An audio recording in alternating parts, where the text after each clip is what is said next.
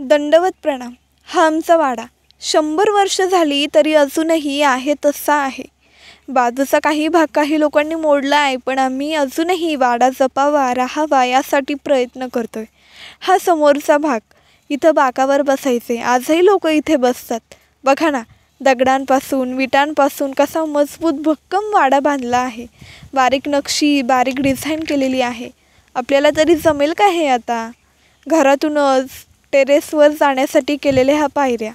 माझे आजी आजोबा याचं बांधकामच्या गोष्टी सांगताना सांगतात, ह्या ज्या लाकडं आहेत, हे जे दरवाजे आहेत ते सागाच्या लाकडांपासून आहेत. जे खांब आहेत ते सुद्धा.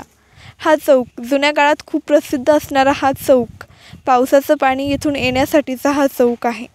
या चौकाच्या खालचा भाग हा, आणि वाड्याच्या मागे हे धरण, आणि वाड्याच्या मागचा हा भाग. कसा वाटला तुम्हाला आमचा वाडा? नक्कीच कमेंटमध्ये सांगा. तुम्हाला आवडला आहे का?